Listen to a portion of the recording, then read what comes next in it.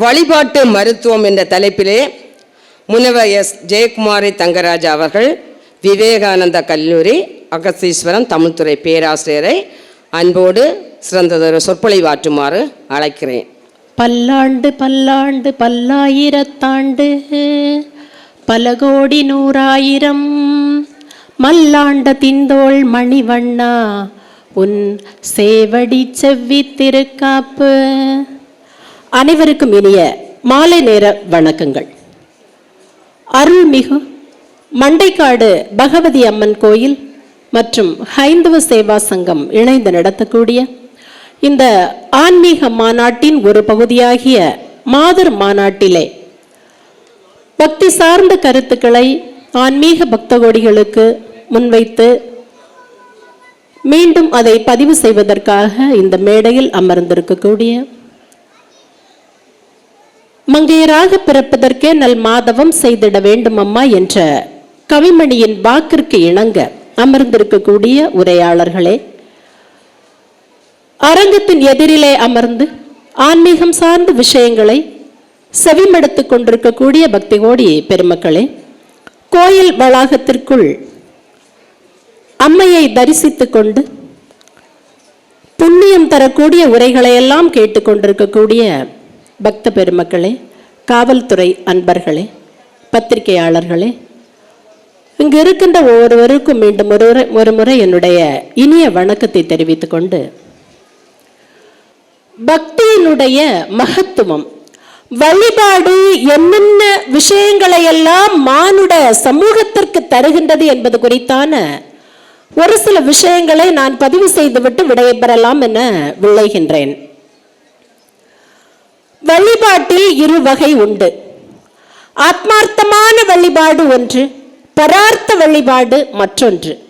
ஆத்மார்த்தமான வழிபாடு என்பது நாள்தோறும் நாம் வீடுகளில் காலையும் மாலையும் நம்முடைய தலைவர் ஜெயஸ்ரீ அவர்கள் குறிப்பிட்டது போல இருவேளையும் வழிபாடு செய்ய வேண்டும், விளக்கேற்றி வழிபாடு செய்ய வேண்டும் என்று சொன்னார்கள். அதுபோல ஆத்மார்த்தமான முறையிலே காலையும் மாலையும் என நேரமும் நாம் இறைவனை வழிபடக்கூடிய முறை.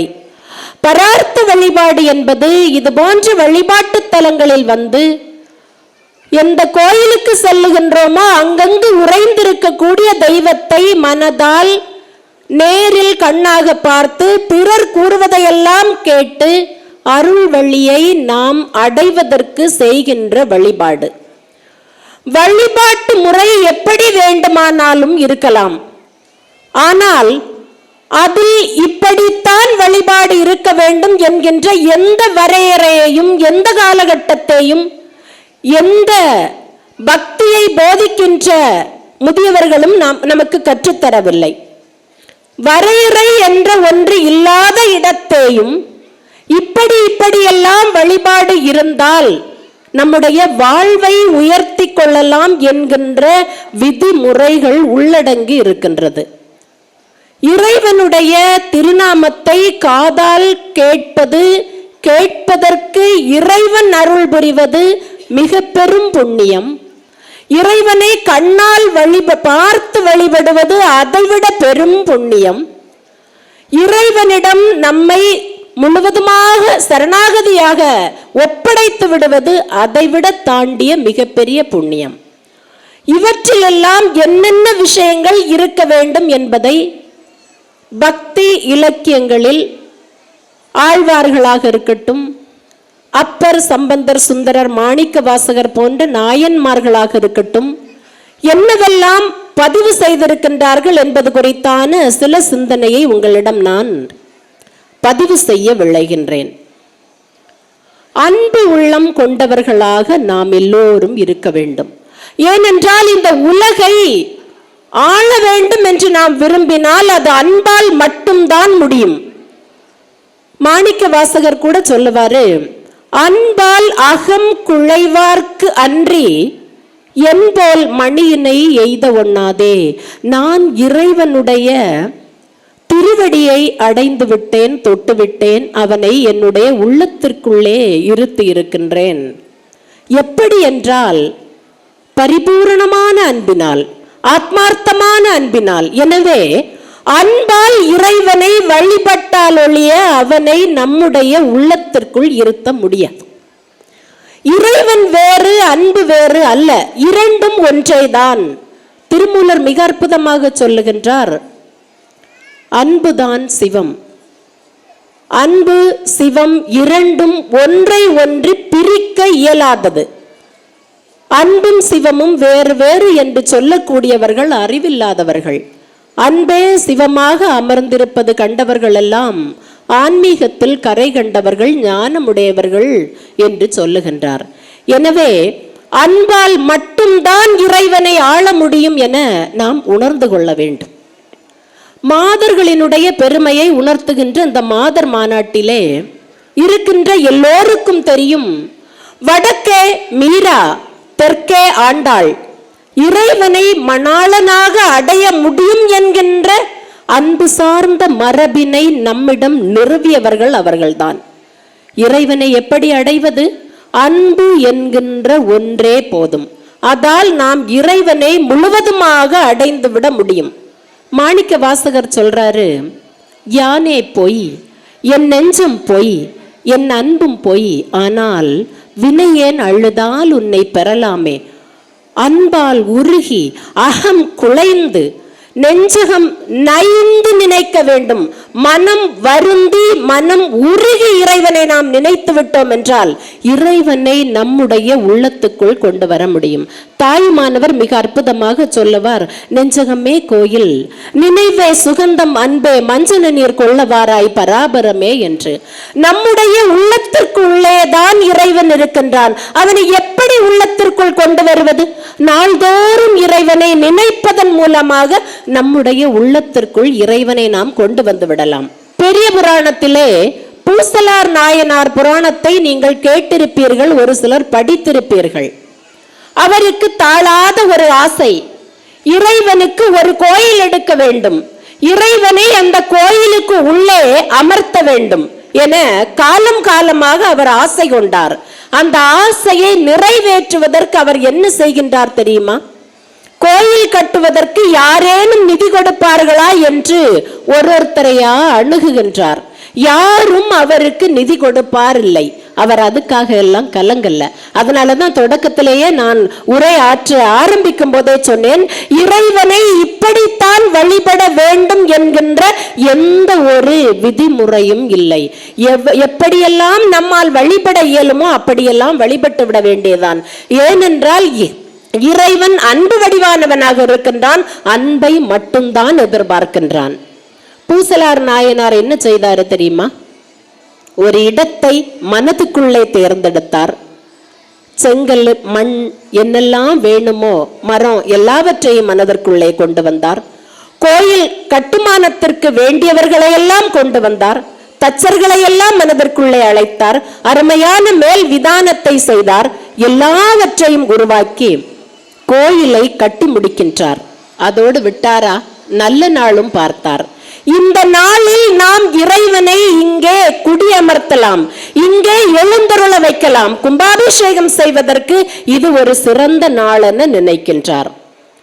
இறைவன் கிட்ட வேண்டினார், நாளை என்னுடைய கோயிலில் நீங்கள் எழுந்தருள வேண்டும், நான் கும்பாபிஷேகம் வைத்திருக்கின்றேன் என்று. அந்த நாளிலே பல்லவ மன்னனும் ஒரு கோயில் உண்மையாகவே எடுத்திருந்தான். தன்னுடைய ஆட்சியை, தன்னுடைய பக்தியை இந்த உலகத்திற்கு எடுத்தாளக்கூடிய பொருட்டு மிகப்பெரிய ஒரு கோயிலை அவன் அமைத்திருக்கின்றான். அங்கே கும்பாபிஷேகத்திற்கான ஏற்பாடுகளையும் செய்திருக்கின்றான். இறைவனிடம் திருக்கோயிலில் வந்து வேண்டுகின்றான், இறைவா, நாளை நம்முடைய கோயிலில் கும்பாபிஷேகம் நிகழ இருக்கின்றது, எனவே நீ வந்து எழுந்தருள வேண்டும் என்று. இறைவன் அவனுடைய கனவிலே போய் சொல்லுகின்றார், என்னுடைய பக்தனாகிய பூசலார் நாயனார் மனதிற்குள்ளே ஒரு கோயிலை எழுப்பி இருக்கின்றார். அந்த கோயிலில் நான் நாளை குடிபுக இருக்கின்றேன். எனவே நீ உன் கும்பாபிஷேக தேதியை மாற்றி வைப்பாயாக என்று சொல்லுகின்றார். உடனே அரசு நினைக்கிறான், நம்மை விட பெரிய கோயிலா? இந்த நாட்டை ஆளக்கூடிய மன்னனாகிய என்னுடைய கோயில் வந்து குடிபுகாமல் ஒரு சாதாரண தொண்டனுடைய கோயிலில் இறைவன் குடிபுகின்றார் என்றால் அந்த கோயிலை நான் போய் பார்க்க வேண்டும். தன்னுடைய அமைச்சர்களை அழைக்கின்றான், காவலாளர்களை அழைக்கின்றான். நீங்கள் போய் திருநின்ற ஊரிலே பூசலார் நாயனார் என்று ஒரு நாயனார் இருக்கின்றாரா, போய் விசாரித்து வாருங்கள் என்று சொல்லுகின்றான். அவர்களும் போகின்றார்கள், வந்து சொல்லுகின்றார்கள், அப்படி ஒரு நாயனார் இருக்கின்றார். ஆனால் அங்கே எந்த கோயிலும் எழுப்பப்படவில்லை. இறைவன் சொன்னது பொய்யாகுமா? இல்லை, அப்படி இருப்பதற்கு வாய்ப்பே இல்லை. அரசன் நேரடியாக பூசலார் நாயனாரை சந்திக்கின்றார். அவர் சொன்னார், ஆமாம், என்னுடைய மனதிற்குள்ளே நான் ஒரு கோயிலை எழுப்பி இருக்கின்றேன் என்று. மன்னன் வியந்து போகின்றான். சற்று யோசித்து பாருங்கள், மனதால் கோயில் எழுப்பி இறைவனுக்கு அழைப்பு விடுவித்து இறைவனே வந்து அந்த கோயிலில் குடிகொள்ள வருகின்றார் என்றால் அங்கே அடிப்படை எதுவாக இருக்கின்றது? அன்பு என்கின்ற ஒன்றை தவிர வேறு ஏதும் இல்லை. அன்பு என்கின்ற ஒன்றை தவிர வேறு ஏதும் இல்லை. எனவே அன்பெனும் பிடியுள் அகப்படும் அலையே இறைவனே என தமிழ் ஆசிரியர்கள் பாடியிருக்கின்றார்கள். அன்புக்காக மட்டுமே தன்னுடைய மனம் இறங்கி வரக்கூடியவன் இறைவன். இதை உணர்ந்ததாலோ என்னவோ கண்ணப்ப நாயனார் இப்படியும் அன்பு செலுத்தலாம் இறைவன் மீது என்கின்ற ஒரு தத்துவத்தை நமக்கு கற்பித்து கொடுத்திருக்கின்றார். ஆகம விதிப்படி இறைவனை வழிபடுவதுதான் மரபு. வேதம் கற்றவர்கள் 6 கால பூஜையும் செய்து இறைவனை வழிபடுவதுதான் மரபு. இறைவனுடைய வழிபாட்டில் மலர்கள் முதல் கொண்டு சைவம் சார்ந்த உணவு பதார்த்தங்களை பரிமாறுவதுதான் மரபு.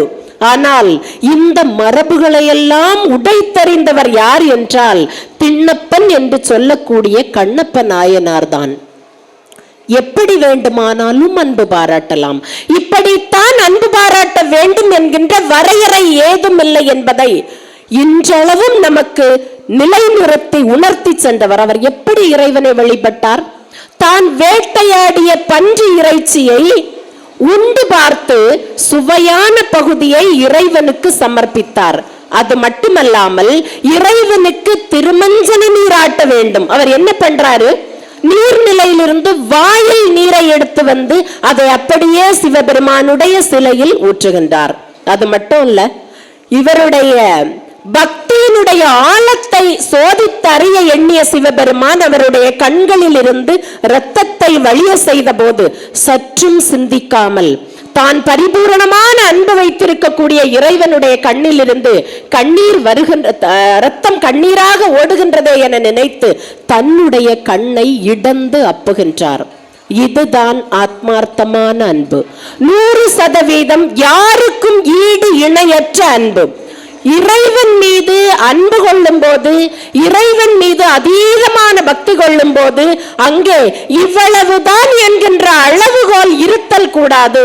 அதையெல்லாம் தாண்டி இறைவனிடம் அன்பு செலுத்த வேண்டும் என்கின்ற அன்பு நெறியை நமக்கு போதித்து சென்றவர் திண்ணப்பன் என்கின்ற கண்ணப்ப நாயனார்.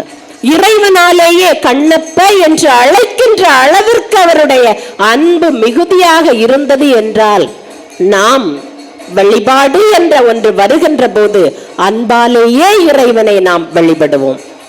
இன்றைய காலகட்டத்தை நாம் எடுத்துக்கொண்டோம் என்றால் உலகில் பலரும் நோயாளிகளாக இருக்கின்றார்கள். இதை பெருகிக் கொண்டிருக்கக்கூடிய மருத்துவமனைகள் நமக்கு உணர்த்துகின்றன. எந்த இடத்துல பார்த்தாலும் ஒரு மருத்துவமனையை நீங்க பார்க்கலாம்.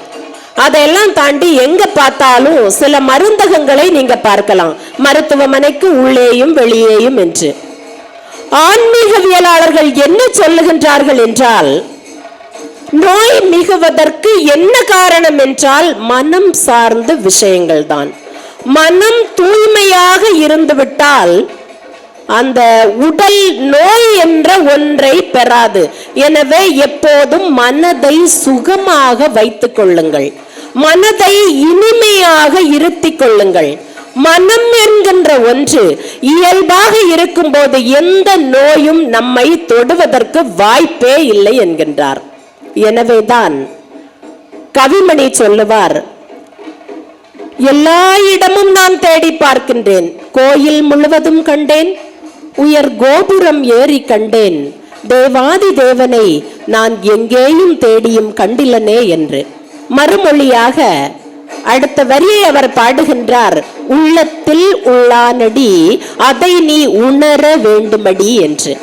உன்னுடைய மனதிற்குள்ளே தான் இறைவன் நிறைந்திருக்கின்றாரே ஒழிய நீ வேறு எங்கும் தேடி கண்டுகொள்ள வேண்டிய அவசியம் இல்லை. மனதிற்குள்ளே இறைவனை இருத்தி வழிபாடு செய்வது என்பது ஆன்மீக முன்னேற்றத்திற்கு, ஆன்ம நேயத்திற்கு, நம்முடைய உயிருக்கு இன்பம் விளைவிக்கக்கூடிய ஒன்று. திருமூலர் சொல்லுவாரு, என்னை நன்றாக இறைவன் படைத்தனன், தன்னை நன்றாக தமிழ் செய்யுமாறே என்று. இறைவன் நம்மை எதற்காக படைத்திருக்கின்றான் என்றால் இறை நாமங்களை தொடர்ந்து நாம் பேசிக் கொண்டிருப்பதற்காக. ஏனென்றால் நிலையில்லாத பொருள்களை எல்லாம் நாம் பேசி பேசி துன்புறுவதை விட நிலைத்த பொருளாக இருக்கின்ற இறைவனை பேசி இன்புறுவதே மிக சிறந்த ஒரு விஷயம். எல்லா உயிர்களும் இந்த உலகில் எதை நோக்கி சென்று கொண்டிருக்கின்றது என்றால் இறைவனுடைய திருவடி நிழலை அடைவதற்காக.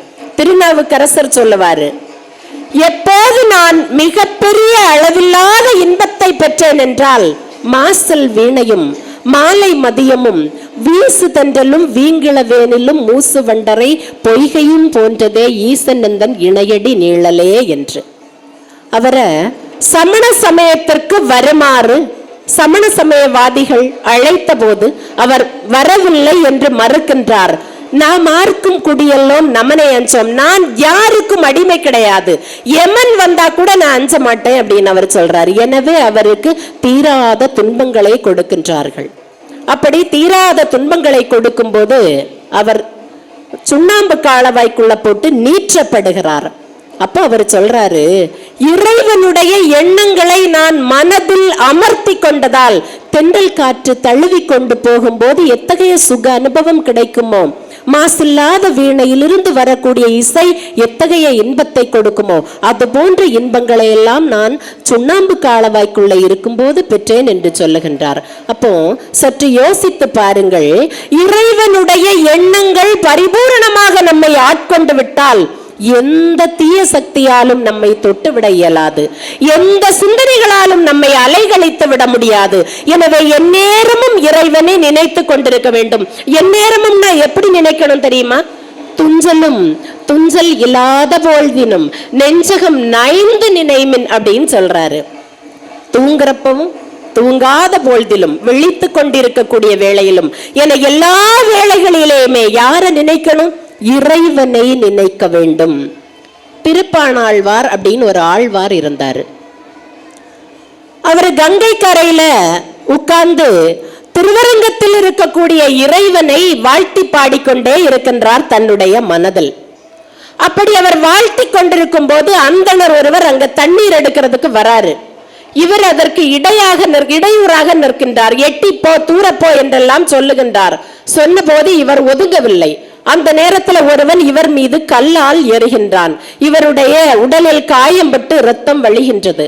பாவம், துன்பப்பட்டுத்தான் போனார். இறைவன் எல்லா உயிர்களையும் அரவணைத்துக் கொள்ள கூடியவன். ஏனென்றால் இந்த உலகில் இருக்கக்கூடிய 16,000 கோடிக்கு மேற்பட்ட எல்லா உயிரினங்களையும் படைத்தவன் அவனே, வழிநடத்தி கொண்டிருக்கக்கூடியவன் அவனே, இறுதி காலத்தில் தன்னுடைய திருவடி நிழலில் இளைப்பாறுவதற்கு உண்டான எல்லா வழிவகைகளையும் செய்பவனும் அவனே. எனவே அப்படிப்பட்ட இறைவனுடைய பிள்ளையாக விளங்கக்கூடிய இந்த திருப்பாணாழ்வாருக்கு ஏற்பட்ட அந்த வலியை இறைவனும் உணர்கின்றான். இந்த அந்தணர் கோயிலுக்குள்ள பூஜை செய்யறதுக்கு போறாரு, திருமஞ்சன நீர் எடுத்துக்கொண்டு. அப்ப இறைவனுடைய உடலில் இருந்து ரத்தம் வழிகின்றது. பதறி அடித்து போய் கேட்கின்றார், எப்படி இறைவா, பாதுகாப்பாகத்தானே நான் உன்னை வைத்திருக்கின்றேன் என்று. உடனே அவர் சொன்னார், நீ கல்லால் அடித்த போது நான் என்னுடைய தொண்டனுடைய மனதிற்குள்ளே இருந்தேன், என்னுடைய தொண்டனுடைய உள்ளத்திற்குள்ளே இருந்தேன், அவனுடைய இதயத்திற்குள்ளே நான் இருக்கின்ற போதுதான் நீ கல்லால் அடித்தாய், அந்த காயம்தான் இது என்று சொல்லுகின்றார். யோசித்து பாருங்கள், எல்லா இடமும் நீக்கமர நிறைந்திருக்கக்கூடிய இறைவன் விரும்புகின்ற ஒன்று என்ன அப்படின்னா எளிமை, எளிமை, எளிமைதான். ஒரு பெரிய தட்டு நிறைய பூவும் பழமும் பூஜை பொருள்களும் கொண்டுதான் இறைவனை வழிபட வேண்டும், அவர்களுக்குத்தான் உரிய மரியாதை கொடுக்கப்பட வேண்டும் என்கின்ற மரபு இன்றைய காலகட்டத்தில் நாம் வாழ்ந்து கொண்டிருக்கின்றோம். இலக்கியங்களை படித்து பார்த்தால் தெரியும், அது அல்ல மரபு என்பது. இறைவனுடைய திருநாமத்தை எந்நேரமும் சொல்லுவதும் இறைவனை மனத்திற்குள் இருத்தி வழிபடுவதும் தான் மரபு என்கின்றதை நம்முடைய இலக்கியங்கள் நமக்கு நாள்தோறும் கற்றுத்தருகின்றன. திருமழிசை ஆழ்வார் அப்படின்னு ஒரு ஆழ்வார் இருந்தார். பொதுவாகவே அன்றைய காலத்து புலவர்கள் தங்களை யாருக்கும் ஒப்பிப்பது இல்லை, தங்களை யாருக்கும் உடைமை பொருளாக ஆக்கிக் கொள்வதில்லை. இறைவன் ஒருவனுக்கே தங்களை உடைமை பொருளாக ஆக்கிக் கொண்டார்கள். கணிக்கண்ணன் இறைவன் மீது இடையறாத ஈடுபாடு உடையவன், திருமால் மீது. எனவே அவன் அரசர்களுக்கெல்லாம் பணிந்து செல்வதில்லை. பல்லவ மன்னன் அவமதி பதித்த போது அவனுக்கு கோபம் வந்து விட்டது. அவன் சொன்னான் திருமாலை பார்த்து, கணிக்கண்ணா, காமருபூம் கட்சி, நீ முந்தன் பைனாக பாய் சுருட்டிக்கொள். துணிவுடைய சென்னா புலவன் நான் கூறுகின்றேன், நீ உன்னுடைய பைனாக பாய் சுருட்டி கொண்டு என் பின்னால் வருவாயாக என்று சொன்னான். உடனே திருமாலும் ஆதிசேஷன் சொல்லக்கூடிய அந்த பாம்பனையை சுருட்டி கொண்டார். சுருட்டிட்டு புலவன் கூட போவதற்கு தயாராகி விட்டார். தயாரான உடனேயே இந்த செய்தி அரசனுக்கு போய் கிடைக்கின்றது. பல்லவ மன்னன் ஓடோடி வருகின்றான். வந்து கணிக்கண்ணனை பார்த்து வணங்கி, நான் தவறு செய்து விட்டேன், நீ போக வேண்டாம், இங்கேயே இரு அப்படின்னு. உடனே மறுபடி அந்த பாடலை பாடுகின்றார். கணிக்கண்ணன் நான் கூறுகின்றேன் காமருபூம் கட்சி, நீயும் முந்தன் பைனாக பாய் படுத்துக்கொள். ஏனென்றால் கணிக்கண்ணன் போக்கொழிந்தான், நான் போகவில்லை, நீ படுத்துக்கொள் என்று. ஒரு புலவன் இறைவனை எழுப்பிக் கொண்டு போகின்ற அளவுக்கு வலிமை உடையவனாக இருக்கின்றான் என்றால் அவன் உள்ளம் முழுவதும் இறைவன் நிறைந்திருந்தான் என்பது தவிர வேறு எதுவும் இல்லை. இந்த பாடல்கள், இந்த நிகழ்வுகள் எல்லாம் நமக்கு எதை உணர்த்துகின்றது என்றால், மனதிற்குள் இறைவனை அல்லாமல் வேறு எதையும் நாம் இருத்த வேண்டாம். மனதிற்குள் துன்பம் வரும்போதெல்லாம் நாம் இறைவனுடைய திருவடியை சரணாகதி அடைகின்றோம். ஏன் அந்த துன்பம் நேருகின்றது? தேவையில்லாத விஷயங்களை, அழிந்து போகக்கூடிய விஷயங்களை, நம்முடைய மனதை அலைகழிக்கின்ற விஷயங்களை நாம் நாள்தோறும் தொடர்ந்து நினைத்து கொண்டே இருப்பதால் தான். இறைவன் இப்படித்தான் நடக்க வேண்டும் என்று தீர்மானித்து விட்டானே, ஆனால் ஏது ஒன்றாலும் அதை அசைத்து விட முடியாது. மாணிக்க வாசகர் சொல்லுவார், அவன் அருளாலே அவன் தாழ் பணிந்து, இறைவன் நினைத்தால் மட்டும்தான் அவனுடைய திருவடியை நாம் தொழ முடியுமே தவிர, இறைவன் நினைக்கவில்லை என்றால் அணு அளவு கூட நம்மால் அசைக்க முடியாது. எனவே எங்கேயும் பறந்து விரிந்து கிடக்கின்ற உலகை படைத்து காத்தழித்து கொண்டிருக்கக்கூடிய இறைவனை மனதிற்குள் இருத்தி மனதை சுகமாக வைத்துக் கொள்ளுவோம். மனதை வதைக்க விடுதல் கூடாது. திருமூலர் சொல்லுவார்ல்ல, இறைவன் தான் மனதிற்குள் குடியிருக்கின்றான், இந்த உடலாக விளங்கக்கூடியவன் இறைவன் என்பதை நான் உணர்ந்தேன். உணர்ந்த பிற்பாடு உடலை வளர்த்தேன், உயிர் வளர்த்தேனே என்று. உயிராக விளங்கக்கூடியது யாரு? இறைவன். அந்த ஆத்ம சக்தியாக விளங்கக்கூடிய இறைவன் உறைந்திருக்கக்கூடிய உடலை இனிமையாக பாதுகாத்தால் உள்ளம் இனிமையாகும். உள்ளத்தை சுகமாக வைத்துக் கொள்ள வேண்டுமே ஒழிய அதை துன்ப நிலைக்கு நாம் ஆளாக்க கூடாது. அப்படி இருப்பதற்கு நாள்தோறும் இறை நாமங்களை நாம் சொல்லிக் கொண்டே இருக்க வேண்டும். ஒருவேளை அப்படி சொல்ல முடியவில்லை என்றால் கூட கவலை இல்லை, யாரேனும் சொன்னால் அதை கேட்டுக் கொண்டிருப்போம். கேட்பதற்கு கூட இயலவில்லை என்றால் இறைவனுடைய திருவுருவத்தை மனதிற்குள் கொண்டு வந்து பார்த்து கொண்டே இருப்போம். திருக்கோட்டியூர் நம்பி, இந்த கதை நீங்க கேள்விப்பட்டிருப்பீங்க. ஸ்ரீ ராமானுஜர் அவரிடமிருந்து மந்திரம் கற்பதற்காக பல காலங்களாக காத்திருந்தார். சுமார் 17 முறை திருக்கோட்டி நம்பியை போய் தேடி தேடி பார்க்கிறாரு. அவர் நீ சென்று வா, பிறகு பார்க்கலாம் என்று அனுப்பிவிடுவார். இறைவனுடைய திருவடி நிழலை அடைவதற்குரிய அந்த மந்திரத்தை சொர்க்கம் செல்லக்கூடிய அந்த மந்திரத்தை அவர் கற்பதற்காக என்ன செய்வார் தெரியுமா? திருக்கோட்டியூருக்கு போகும்போது, நம்பியை பார்க்க போகும்போது அந்த ஊர் எல்லையிலே இருந்து தவழ்ந்து தவழ்ந்து வருவாராம். 17 முறை அவர் போகிறாரு. சுமார் 2 ஆண்டு கால காத்திருப்பு. ஒரு வழியா அவர் போய் சேர்ந்தாரு. திருக்கோட்டியூர் நம்பியும் அந்த மந்திரத்தை யாருக்கு கொடுக்க வேண்டும் என்றால் தகுதி உடைய ஒருவருக்கே கொடுக்க வேண்டும் என்று காத்திருந்தார்.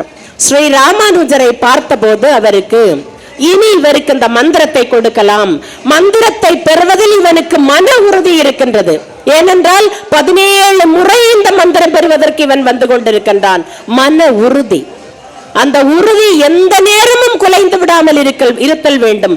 நாம் செய்கின்ற ஒவ்வொரு செயலுக்கும் எப்போதும் தடை இருந்து கொண்டேதான் இருக்கும். தடைகளை எல்லாம் தாண்டி தன்னுடைய மன உறுதியை எவன் ஒருவன் நிலைப்படுத்தி நிற்கின்றானோ வெற்றி அவனுக்குத்தான். இவரும் தொடர்ந்து போயிட்டு இருக்கிறாரு. இப்போ மந்திரத்தை கொடுத்துடலாம் அப்படின்னு நினைக்கிறாரு. மந்திரத்தை அவருடைய காதலை மெதுவாக சொன்னாரு திருக்கோட்டியூர் நம்பி, இந்த மந்திரத்தை யார் ஒருவருக்கும் நீ உபதேசம் செய்து விடுதல் கூடாது, இது உனக்கானது அப்படின்னு சொல்லி அனுப்பினாரு. இவர் என்ன பண்ணாரு தெரியுமா? நேரா வந்தாரு. திருக்கோட்டியூர் நாராயணன் திருக்கோயில்ல ஒரு உயரிய இடம் இருந்தது. நேரா அதுல ஏறினாரு. மிக சத்தமாக, சொர்க்கத்திற்கு செல்வதற்கு யாரேனும் விரும்புகின்றீர்களா, வாருங்கள், நான் உங்களுக்கு அதற்கான மந்திரத்தை கற்றுக் கொடுக்கின்றேன் என்று கூவினார். எல்லோரும் வந்தார்கள். எல்லோருக்கும் மந்திரத்தை கற்றுக் கொடுத்தார். இப்ப திருக்கோட்டியூர் நம்பி சொல்றாரு, நீ நரகத்திற்குத்தான் செல்வாய். நான் எவ்வளவோ உன்னிடம் சொல்லக்கூடாது, இது உனக்கான மந்திரம், மனதிற்குள்ளே இருத்திக்கொள் என்று படித்து படித்துத்தான் இந்த மந்திரத்தை கற்றுக் கொடுத்தேன். குருவினுடைய வார்த்தையை தட்டக்கூடாது என்கின்ற எந்த விதமான இலக்கணத்திற்கும் நீ கட்டுப்படாமல் சொல்லிவிட்டாயே என்று சொல்லுகின்றார். இவர் சொன்னார், அந்த மந்திரத்தை இந்த ஊரில் உள்ளவர்கள் எல்லாம், இந்த நாட்டில் உள்ளவர்கள் எல்லாம், இந்த உலகில் உள்ளவர்கள் எல்லாம் கேட்டு சொர்க்கத்தை அடைவார்கள்.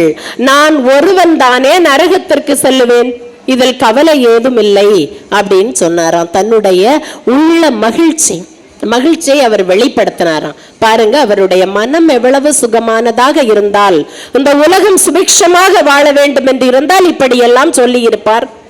எனவே ஆன்மீக பக்தர்களே, மனதிற்குள் இறைவனை இருத்தி இருக்கின்றோம். இறைவனை நாம் சுகமாக பார்த்து கொள்ளுவோம்.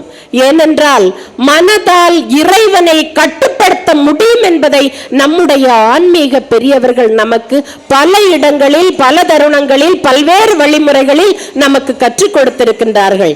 அந்த செய்தியை நாம் ஒருபோதும் தவறிவிடக் கூடாது. குலசேகர ஆழ்வார் சொல்லுவாரு, நான் எப்படிப்பட்ட மன உறுதி உடையவன் தெரியுமா? செந்தழலே வந்து அழலை செய்திடினும் செங்கமலம் அந்தரம் சேர் வெங்கதிரோர்க்கு அல்லா அலராவால் என்று. தாமரை மலர் இருக்கு பாருங்க, குளத்துல விரிந்து கிடக்கக்கூடிய தாமரை மலர். அந்த தாமரை மலர் வானத்தில் இருக்கக்கூடிய சூரியனுக்கு வரவுக்காக மட்டும்தான் மலரும். இதை பார்க்கின்ற அறிவியலாளர்கள் ஒருவேளை கொஞ்சம் ஹீட்டுக்காக, சூட்டுக்காக அந்த தாமரை மலர் மலருமோ அப்படின்னு ஒரு எக்ஸ்பெரிமெண்ட் பண்ணலாம் அப்படின்னு செந்தழலே வந்து அழலை செய்திடினும், அடுப்புல எரியக்கூடிய தீ கனல்கள் இருக்கு பாருங்க, அதை சுற்றி வைத்து அந்த தாமரை மலரை மலர வைத்து விடலாம் என்று நினைத்தால் அது வாடித்தான் போகும். அதற்கென்று ஒரு வரன்முறை இருக்கின்றது, அதற்கென்று ஒரு நியதி இருக்கின்றது. அதற்கென்று நான் சூரியனுக்கு மட்டும்தான் மலருவேன் என்கின்ற ஒரு படைப்பினுடைய தன்மை இருக்கின்றது. அதை அது ஒருபோதும் மீறாது. எனவே அவர் சொல்லுகின்றார், உனக்கு அல்லால் நான் வேறு யாருக்கும் அடிபணிய மாட்டேன். வித்துவக்கோட்டு அம்மானே, திரு வித்துவக்கோட்டில் உறைந்தருளி இருக்கக்கூடிய எம்பெருமாளே, நீ எனக்கு வெந்துயர் வீட்டா விடினும் ஆளா உனதருளே பார்ப்பன் அடியேனே அப்படின்னு சொல்றாரு. ஒருவேளை நீ எனக்கு தருகின்ற துயர்களை எல்லாம் நீக்காமல் தொடர்ந்து துன்பத்தை தான் கொடுத்து கொண்டிருப்பாய் என்ற நிலையிலையும் கூட நான் என்னுடைய மனதை மாற்றிக்கொள்ள மாட்டேன். உன்னுடைய அந்தமில் சீர்க்கு அல்லால் நான் எப்போதும் அகம் குலைய மாட்டேன், மனம் மாற மாட்டேன், மனம் உறுதி உடையதாக எப்போதும் இருக்கும் என்று சொல்லுகின்றார். எனவே நாமும் திருக்கோட்டியூர் நம்பி ராமானுஜனுக்கு கற்றுக் கொடுத்த மந்திரத்திற்கு 17 முறை அவர் காத்திருந்தார். ஒரு முறை 2 முறை முயற்சியிலேயே நாம் துவண்டு போய் விடுவோம். அப்படி துவண்டு போக விடக்கூடிய நிலையில் இறைவன் ஒருபோதும் இல்லை. எப்போதும் நம்மை காப்பாற்றுகின்ற நிலையிலேயே அவன் இருக்கின்றான். அவருடைய கண்களுக்குள்ளே நாம் இருக்கின்றோம், அவருடைய திருக்கரங்களுக்குள்ளே இருக்கின்றோம், அவனுடைய பாதுகாப்பு வளையத்திற்குள்ளே நாம் இருக்கின்றோம் என்கின்ற எண்ணத்தை நாம் எப்போதும் மனதிற்குள் இருத்திக் கொள்ள வேண்டும். அத்தகைய ஆன்ம நேய சக்தியை, அத்தகைய ஆன்மீக சித்தாந்தங்களை நம்முடைய மனதிற்குள் நாம் இருத்தி கொள்ளும் போது இன்பமுடைய வாழ்க்கையை நாம் எக்காலகட்டத்திலேயும் வாழலாம். சம்பந்தர் சொல்லுவார் இல்லையா, மண்ணில் நல்ல வண்ணம் வாழலாம், எண்ணில் நல்ல கதிக்கு யாதும் ஒரு குறைவில்லை என்று. இந்த உலகில் நாம் நன்றாக வாழலாம், எண்ணி பார்த்தால் நல்ல கதிக்கு எந்த ஒரு குறைவும் இல்லை என்று. அப்படி இனிமையான வாழ்க்கையை வாழ்வோம். அதற்கு அன்னை மண்டைக்காட்டு பகவதி அம்மன் அருள்பாலிப்பாளாக என்று கூறிக்கொண்டு மிக இனிய தருணத்தில் இந்த வாய்ப்பினை நல்கிய எல்லோருக்கும் நன்றி பாராட்டி விடைபெறுகிறேன். நன்றி, வணக்கம். முனைவர் எஸ் ஜெயக்குமாரி தங்கராஜ் அவர்கள் வழிபாட்டு மகத்துவம், வழிபாட்டு முறைகள், அதாவது வீட்டிலிருந்து வழிபடுவது, திரு ஆலயங்களில் சென்று வழிபடக்கூடிய முறைகள், அன்புதாம் சிறந்தது, சிறந்ததொரு பக்தியை நாம் அடைய வேண்டுமென்றால் அன்பு. அதனால்தான் எல்லாவற்றையும் ஒரே வார்த்தை, மனமது செம்மையானால் மந்திரம் ஓத வேண்டாம். நம்முடைய இந்து தர்மம் கூறக்கூடிய புராண இதிகாசங்களில் கூறக்கூடிய ஆன்மீக பக்தி நிறையைத்தான் நான் இங்கே எல்லோரும் தெளிக்கிறார்கள். அந்த பக்தி நிறையில் ஆழ்வார்கள், நாயன்மார்கள், மீரா, ஆண்டாள் உட்பட எல்லோருடைய பக்தி நிறையும் மனதில் இருந்து ஆழமாக வரக்கூடிய உன்னதமான ஒரு சக்தி தான். அதை இங்கு இருக்கக்கூடிய பக்த ஜனகோடி மக்கள் எடுத்து சென்று நாமும் அதன்படி வழிபட வேண்டும். இங்கே விட்டு விட்டு செல்வதல்ல. நம்முடைய மந்திரம் பல அடிகளில் இருப்பதை உச்சரிக்க முடியாவிட்டாலும் மாசில் வீணையும் மாலை மதியமும் அந்த 4 அடிகளை கூட நாம் கூற முடியாவிட்டாலும் ஓம் நமச்சிவாய என்ற மந்திரத்தை நம் உள்ளத்துக்குள்ளாடியே ஒரு முறை இருந்த இடத்தில் இருந்து வழிபட்டால் கூட நமக்கு கண்டிப்பாக மனம் நாம் எதை அடைய நினைக்கிறதோ அவ்விடத்திற்கு இழுத்து செல்லும் என்பதை அவர்கள் அழகாக கூறி சென்றார்கள்.